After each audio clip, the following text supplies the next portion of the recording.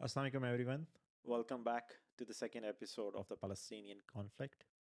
तो पहले एपिसोड में हमने देखा कि किस तरह इज़राइल या यहूदी अपना शजर नसब हज़रत इब्राहीम अलैहिस्सलाम से जोड़ते हैं और किस तरह हज़रत इब्राहीम अलैहिस्सलाम की औलादें सबसे पहले फ़लस्तीन में आबाद हुईं और उसके बाद फ़लस्तीन से वो मिस्र में गए और मिस्र से फिर वापस हज़रत मूसा अलैहिस्सलाम की लीडरशिप में वो वापस इस एरिया में आए।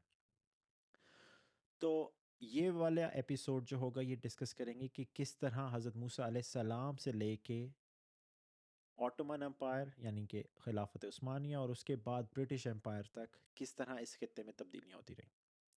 So let's begin.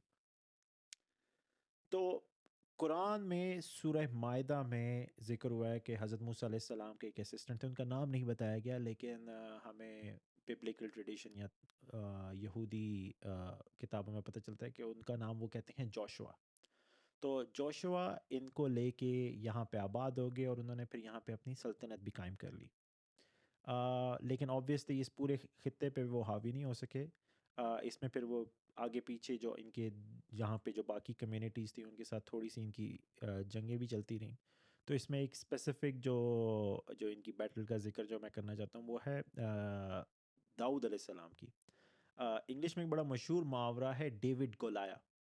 तो डेविड गोलाया एक ऐसे इंग्लिश फ्रेज़ को ये एक्सप्लेन करता है कि जहाँ पे एक कंपटीशन हो, एक जंग चले, 2 ऐसे बंदों में जिनमें बहुत ज़्यादा डिफरेंस हो। एक बहुत बड़े आदमी और एक छोटे आदमी में जब एक कंपटीशन हो तो उसको डेविड गोलाया कहते हैं। मसलन आजकल क्रिकेट का वर्ल्ड कप चल रहा है, तो अगर इंडिया वर्सेस नीदरलैंड्स का मैच होगा तो हम बोलेंगे डेविड वर्सेस गोलाया। तो यही एक जो इसकी पीछे बैकग्राउंड स्टोरी है वो ये है कि गुलाया, जो कि जिसको उर्दू में जालूत भी बोलते हैं, वो उसने आके इनको पुकारा और कहा कि जी कोई है जो मेरे साथ मुकाबला कर सके। तो दाऊद अलैहिस्सलाम ने कहा हाँ, वो बिल्कुल छोटी सी हाइट के थे और चरवाहे थे, तो उन्होंने कहा हाँ मैं मुकाबला कर सकता हूँ। तो उन्होंने उसके बाद गुलेलों से उसका जालूत का मुकाबला किया और उसमें से एक जो है वो उसकी आँख पे लगी और जालूत जो है वो ज़मीन बोस हो गया। तो ये जब भी आपने एक फ्रेज़ डिस्कस करना होता है कि जी एक एक मिसमैच ऑफ समवन की जो कि एक बहुत बड़ा है और एक बहुत छोटा है, उसके दरमियान में अगर कोई बैटल हो रही है तो ये डेविड गोलायत फ्रेज़ बहुत यूज़ होता है। तो यही चीज़ जो है ये असल में हुई थी कि दाऊद अलैहिस्सलाम और जालूत अलैहिस्सलाम की दाऊद अलैहिस्सलाम और जालूत की लड़ाई हुई और फिर दाऊद अलैहिस्सलाम जीत गए और उसके बाद उन्होंने यहाँ पे अपनी सल्तनत उस एरिया में भी कायम करना शुरू कर दी जहाँ पे वो जीते थे।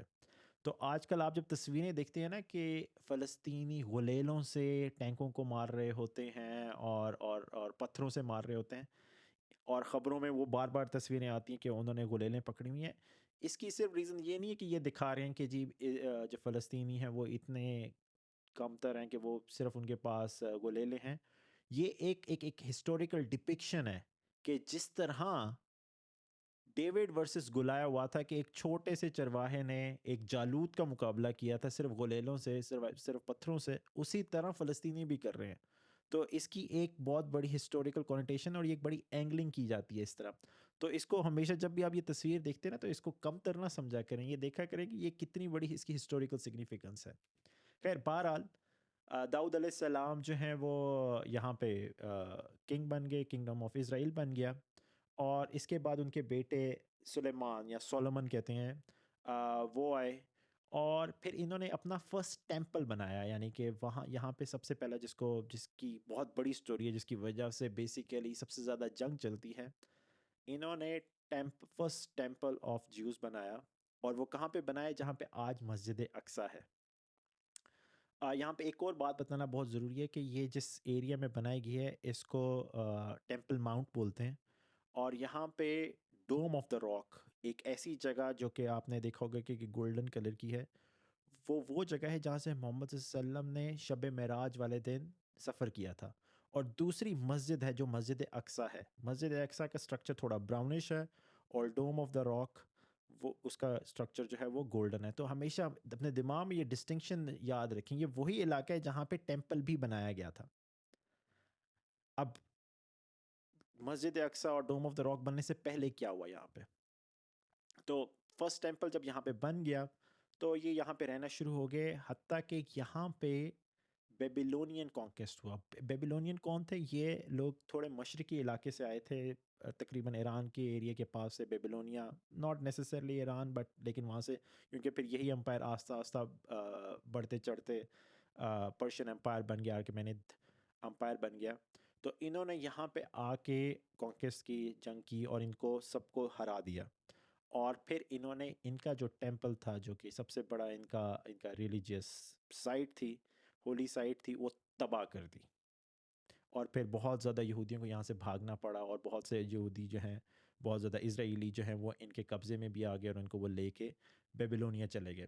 تو ان کا جو پہلا ٹیمپل ہے وہ تباہ و برباد ہو گیا۔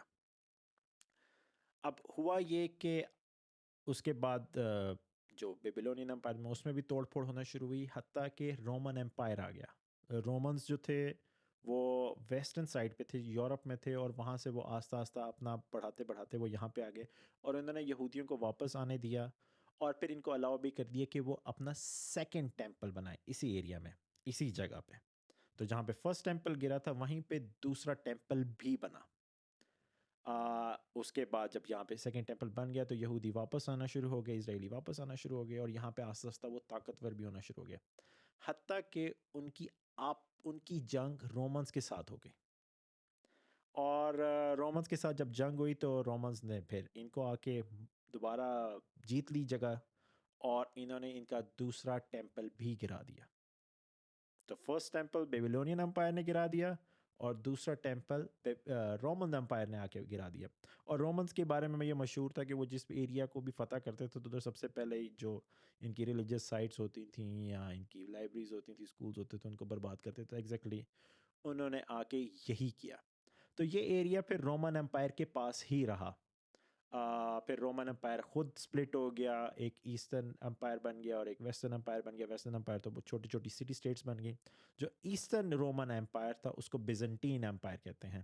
تو یہ بیزنٹین امپائر رہا، اور پھر اسی میں ہی رہا، یہاں پہ اور کوئی ٹیمپل نہیں بنا، حتیٰ کہ مسلمان طاقتور ہونا شروع ہو گئے۔ اور پھر جب مسلمان مکہ سے نکلے تو محمد صلی اللہ علیہ وسلم کے زمانے میں تو نہیں، لیکن راشدون خلیفہ، ان کے زمانے میں یہ ایریا مسلمانوں کے پاس آ گیا۔